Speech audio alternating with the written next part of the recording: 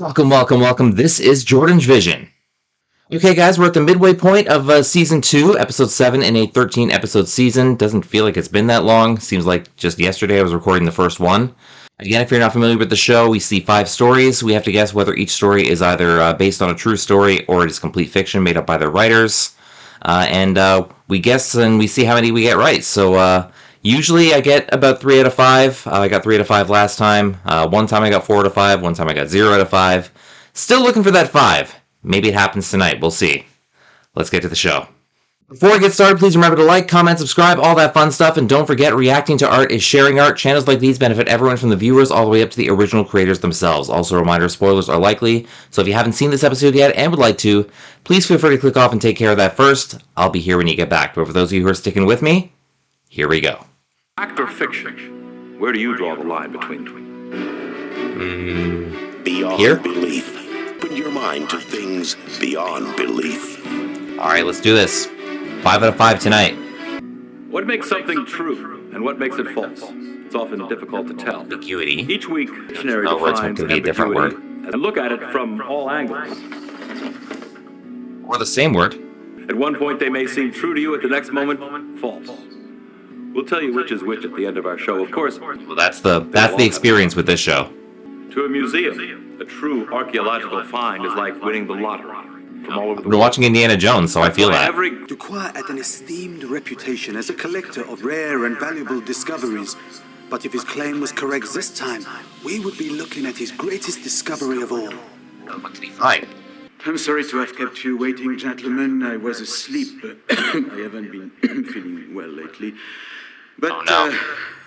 there she is. The Rona. When you have been doing this work for as long as I have, you learn to contain your emotions when confronted by something momentous. Yet my heart was racing with anticipation. Discovery for over Anticipation 2 to centuries. uncover a dead person? I Even a spent historic dead several person, hours you know, checking it's... and rechecking the elaborate mummy Yeah. case, the wrappings, and the paperwork. Can't smell very good. If I may ask, how did this priceless relic come into your possession? I am unable Finders to keepers? tell that. How can one put a price on the head of Princess Ferrantiti? There was still final Really, checks this to guy be can. done, and we had, according to the cleaning lady who was working her nightly shift, something very strange. Have you ever seen an actual mummy in a museum? Like, how often does that actually happen? Excuse me, Is that her? Ooh, well, the levitating's freaky by itself. I saw this woman, this beautiful woman, and she was floating off the floor. Sir, it was the strangest thing I ever saw. I would have done is look for the strings. But this story is completely ridiculous. Sir, I swear to my children, I saw that woman. Calm down. He'd be a good beyond belief viewer. No, and if you don't believe me, then I'm not working here anymore. You understand? I quit. A week went by with no incident, and then, late one night, a security guard witnessed the same vision of the floating woman. Mandy, I could understand, but the security guard, he has been with the museum for 15 years. He is very reliable. Honey, you try staying overnight here. You're saying they're probably watching too much television and reading too many tabloids. If you'll excuse me, Much Daniel. beyond belief. So typical, the director goes to dinner while the curator is left behind to work late into the night. Oh, you're about to see it too, aren't you? Suddenly I felt a cold chill go through me. I was relieved to see it was nothing but the fire going out. But then, It's just that. I couldn't believe my eyes. Who are you? Just ignore the floating ghost, it was just the fire. There was a deep gash on her forehead. She seemed to be beckoning me to follow her. Okay. Hello, the strange floating lady. I approached the coffin of the princess carefully, but I could not be prepared for what I was about to see. It's gonna have the same gash, isn't it? There in the coffin was the woman whose ghost was haunting the museum. Well, It cannot be. well, that's not the mummy. The mummy's like thousands of years old. I contacted the police that same evening. Within a week, they arrested Marcel Ducroix for the murder of a beautiful young woman Oh, he had really? met in a local cafe. And then he tried to pass it off as a mummy. The exhibit turned out to be an elaborate hoax, designed to hide a horrible crime. And didn't the physical description of the ghost match the woman in the coffin? Talk about this quickly. I think it could be true that, some museum guy tries to pass off, a murder victim as a mummy. That part I do believe. And, it's, a pretty smart criminal thing, because, who's going to check? Like, really, who's going to check? You actually going to, unwrap the bandages or whatever? The visions are where I'm having a little bit of trouble. Like 3 people all having the same vision. And, the body that they found having the same gash as the woman in the vision. When it comes to people imagining things, though, truth and fiction are kind of blurred a little bit. So, I think for that reason, I might mark this one as true. A very interesting story, and, if it ends up being true, I won't be surprised. So, let's mark this down as true. Let's take a little bit of a chance. Where I previously haven't taken chances, I think I'm going to do it here. So, there's the first one. Let's get to the second. Takes a lot to get into an office building these days.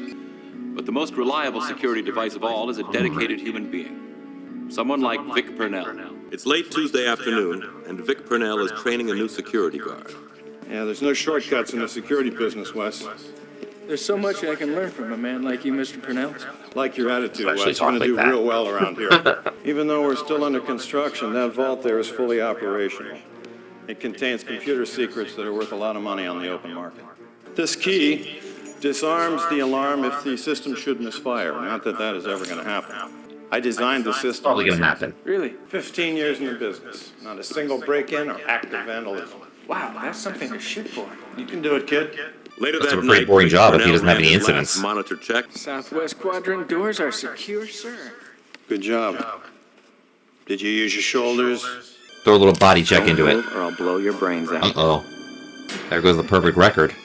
I guess I didn't use my shoulder, Vic. Perfect record? Oh. They're in cahoots.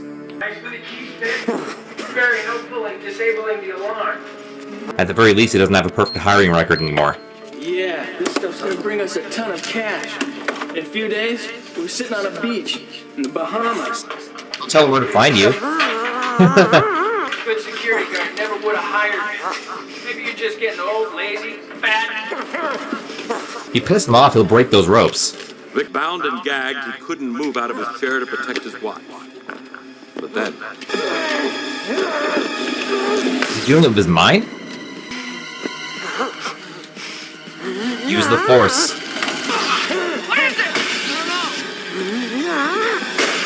Dude has Jedi mind tricks. Hey, I got cut. You know, if it weren't for the lights in the building going on and off, I would have just passed right by. Maybe they just short-circuited something when they disabled the alarm. Oh, he knows what it was. My record is still perfect. Oh yeah. Telekinesis. It's a book on telekinesis, wow. Was there some sort of electrical short behind those exploding lights? Perhaps the crooks caused the short when they tampered with the security system. Okay, I don't know if I necessarily believe that, he made the lights do that, but I think it is believable that the coincidence could happen, that the lights did that, at the precise moment he needed it. It's a little convenient, but I think it is possible. It's also a little far-fetched that the guy actually has a perfect security record, no incidents or whatever, but at the same time, I do think, it is possible. I don't know if he necessarily did it himself, but I do think, it's possible the lights did what they did, at exactly the right time. So I'm going to mark this one as true as well. All right, couple of trues. See what I got in the third one. How much money would it take to make you spend a night in a cemetery? $50? Not very much, actually. $100? For example, I think I've always wanted to try, high school actually. student. Do we actually believe that there are spirits and ghosts that haunt a burial ground? R.I.P. Wilbur. That's my thing. People are spooked by cemeteries, but, dead people can't hurt you. Just living people can. I hate this town. It's so boring. There's never anything to do. Cemetery! Every town has one of those. Well, one of those dead people just happens to be Wilbur Lister. Who's he? Yeah, who's that? He's a serial killer. Murdered 22 teenage girls and buried them under his house. Now he's buried. Buried at grave number 14. I know exactly where he is.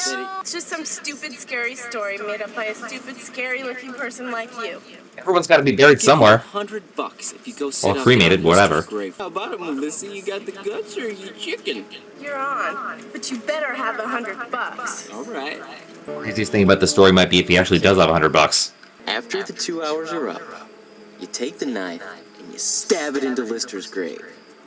That's how we'll know you were there. He's 6 feet under. The knife won't get that far. I'm not afraid of your curse, Wilbur. I'm gonna leave here tonight $100 richer. Yeah, think. I'm Lister and I want you. So lame. Yeah, he's not fooling She her. hung up. You... Still don't think Lister might get him. That does not look like a kid carved that. Are you in there, Wilbur? Because I'm going to be spending a couple hours here with you, whether you like it or not. All right, company. Well, Wilbur, looks like our date's almost over. Another 15 minutes and I'll be $100 richer. Was it good for you? Nobody leaves here unless I let them. It's not going to work. You're not going to scare me out of that $100, so you may as well come out now. Tell him I'm leaving because my 2 hours are up. She's leaving. Hey, tell her not to forget to stab the knife in the grave so we know you were there. All right, you do it. Uh-oh. Not going anywhere. Oh, no. I want the answer. No more calls, Melissa. No more anything. Well, that's not freaky at all. Did she die? Why didn't she run away? She couldn't. That knife was stuck right through her coat. Was it the ghosts of the graveyard that did her in? Or did she scare herself to death by unknowingly plunging the knife into the hem of her coat? Okay. Talk about this one. You know, I hesitate to guess true 3 times in a row, but this is another one I kind of believe. I think, you know, her imagination kind of got away from her. She kept, you know, hearing Dustin's voice or whatever, imagining it as the killer's voice. And, you know, if she stabbed the knife into her coat, that explains why she couldn't run away. I was a little doubtful about that part, but it actually explained that part really well. So, yeah, this is another one I believe. And again, you know, with this show, you can't fall into the trap of just because something is possible doesn't mean it did actually happen. You know, sometimes they make up a pretty good believable stories, but this is one I'm going to say is true. Again, I don't know exactly what kind of voice she heard, but, you know, it could have been in her head, and, you know, when it's just something that one person imagines, then, you know, it does add to the story. So I've guessed the first 3 true. I've never done that before, but, you know, I thought the first 3 stories were kind of sort of believable. So let's see what the next one is. Can you remember the tallest man you've ever seen? I stand 6'4". This life-size cutout of Harlem Globetrotter Pascal Frenchy Fleury is 7'3". I might have seen someone taller in an NBA field before. In this story, there may be a man that doubles the size of the tallest man in the world. That is, if you can believe the eyewitnesses. When you're a cop, you have to investigate everyone's murder. Even if the murder victim is a man you may personally despise, a liar, and a wife-beater. And in my opinion, he also murdered his wife Marie a couple of years ago. Okay. He liked to That's how you really feel. He was found not guilty. But 8 o'clock OJ? this morning, he was found dead. Well, OJ's not dead, so I guess not. You got a cause of death, Felix? Yeah, somebody broke his neck. And the husband just happens to have a perfect alibi. When have we heard that before? Again, OJ.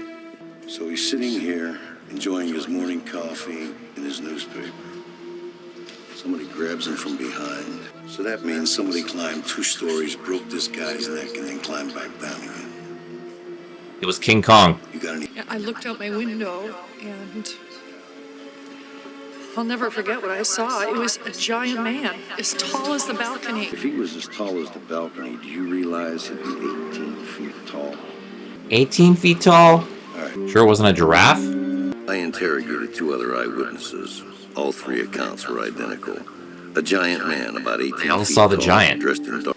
An 18-foot killer on the loose. Pretty weird, huh, Felix? Want to hear something weirder? That's footprint? Whoever made this print weighed at least 500 pounds. Wow. It's gonna be size 20 at least. And where did he go? 18-foot men don't just disappear into thin air. You have to think they'd be pretty easy to find if they exist. Oh. No, it does look like Hagrid. Maybe without the beard. I remembered that Marie actually lived in this apartment with him for a brief time. I recalled from the newspaper articles that she had a colorful history. In fact, she and George first met when she was a performer in Las Vegas.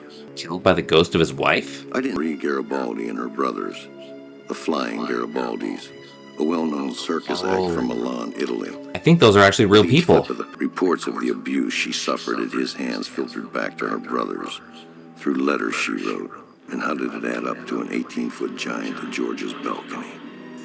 And the giant she knew lots of circus performers. Could have been part of the circus. George? The answer was in the poster on the wall. Okay. Marie's three brothers, balanced one on top of the other, measured close to 18 feet. You know what? That explains it. Did three acrobats really choose to avenge their sister's death using the skills they had perfected over the years? Alright, guys. This is another one I'm having a lot of trouble with. Of course, I don't believe that there was actually an 18-foot giant. But of course, the end of that story kind of gave the explanation for that one. You know, the three guys, you know, stacked on top of each other type of thing. And, you know, they're circus performers, so they're pretty strong. I kind of also think, I don't know for sure, I think I've heard that Garibaldi name before, and I think they might actually be real people. So I think maybe they didn't actually replace the name in this one. So this might actually be one of those historical stories, like when we heard about, you know, Edwin Booth and Robert Lincoln in that one story before. So I'm starting to think I might be wrong on one of these truths that I've guessed before, because I don't know if they're actually going to have an episode where everything is true, but I think I have to guess true on this one too. This is not a strategy, I promise, but I've guessed true on everything. Yeah. Of course, I think it is possible that, you know, they might have an episode where everything is true. I don't know if it's this one per se, but yeah, I think every story they presented has an air of believability. Like maybe the first one and the one I took a chance on is the one that was actually false, but I don't know. But you know, I made my guesses. I'll stick with them. Let's see the last one. Have you ever walked out of a mall into a huge parking area and realized you'd forgotten where you parked your car? All the time. Literally, wait till dark when your car will probably be the only one left in the lot. Now, here's a modern solution. That's one way to do it. When it's been towed away, then what do you do? Cry.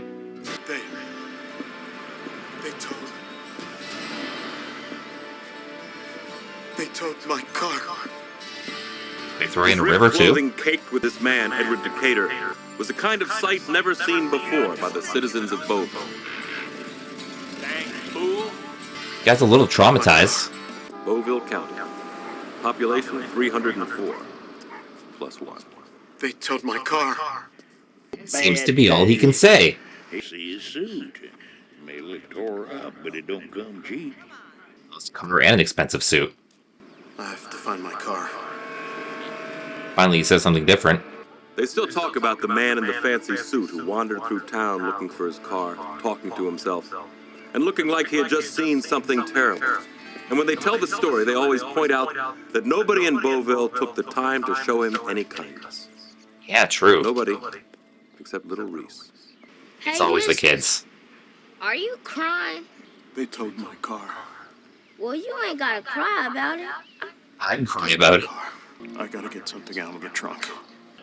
Find the trunk I'll first. take you to Wally. He does all the towing around here. I'll take you there. Come on. Finally, an actual constructive decision here. People say that Reese was taking a dangerous chance that day in befriending the stranger. But Reese Stranger wasn't afraid. danger. Man, what the hell happened to you, mister? Somebody towed my car. We know that his car was towed, but like, So what actually happened to him? Well, I pulled the car out the river earlier today. A lot of water damage. Hey, where'd my friend go? That might explain, you know, how he looks. Is that his car? It was towed. I found it. Well, you know there's towing charges. I had to pull it out the river. Broke 2 chains. Looks like he has money on him. I have to get some. Step back. It's gonna get a little wet around here. Wow, it's like a damn burst. It was what Wally saw next that has made this story live forever in Beauville. Stay back. What's wrong, Wally? Where's my friend? Oh. Thus ends the saga of the wandering spirit. His own body was in the car? Is there a logical explanation for this story? Was it somebody else in the trunk? Someone who looked like Edward? An identical twin, perhaps? But then, where did Edward disappear to? Did the young boy imagine the whole thing? Okay, this is one that I finally think is too wild to believe. Like a guy walking around town saying, you know, I gotta get something out of my trunk, yada yada yada, and then he finally finds the car and the thing in the trunk is his own body. I don't think, like, if this guy was a killer or something, he would alert anyone to a body being in the trunk, whether it was his or whether it was somebody else's, like his twin brother, whoever.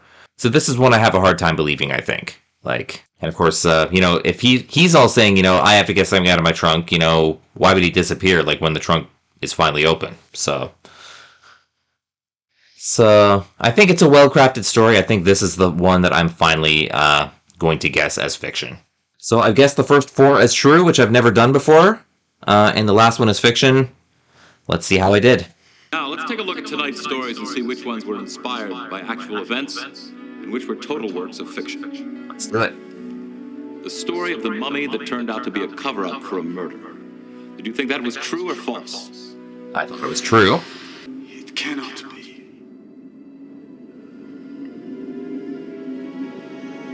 Maybe it can. If you guessed this story had the ring of truth, you're right. A story similar to this one did take place. So I got the first one right. Let's review the story of the security guard who used his mind to protect his building. Truth or falsehood? I said this was true as well. Contains computer secrets that are worth a lot of money on the open market. Knowing that actually happens, let's... Yoda has taught you well. Did you think this story was a figment of a writer's imagination? Not this time. Not this time? 2 for 2 so far. Our story of the girl who had the courage to spend the night on a killer's grave. Is this one true?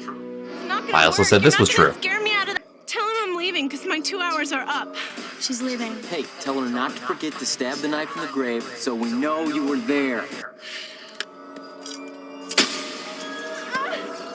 Did you guess that a girl did die this way? If you did, you're wrong. This one's an urban legend. It's fiction. Okay, so I'm using that one. And how about the story of the giant that turned out to be a human tower formed by 3 acrobats? Real or unreal? An 18-foot killer on the loose. Pretty weird, huh, Felix? Oh, yeah. That doesn't account for the big foot, though. So that means somebody climbed 2 stories, broke this guy's neck, and then climbed back down again. Was this story of a revenge taken by 3 brothers inspired by an actual event? Yes. Yes. That's 3. And a chance for 4. Let's take another look at the tale of the man whose car was towed, only to be recovered with him inside. So, for the first time, I said this one was fiction. Stay back. What's wrong, Wally? Where's my friend? He's in there. Did you think this one was a work of fiction? You're right again. All right. Get up this one. So that's my second 4 out of 5, guys. Once again, we've challenged you to separate fact from fantasy. Were you successful tonight? Or did you find our explanation Pretty successful, I'd say. ultimately... Alright guys, thank you guys for tuning into another video. Got my second 4 out of 5. Very happy with that. One of these days I'll get the 5 out of 5. We'll see. I got 6 more episodes in this season. Maybe it happens before the end of the season. We'll see. But in the meantime, thank you for watching. Don't forget to like, comment, subscribe, all that fun stuff. Check out my sports vlogging channel, JordangeVlogs. And until next time, this is Jordan saying, you can be productive sitting at home on your couch. All you need is a TV, a great catalog, and a vision. This has been JordangeVision. Take care. Bye-bye.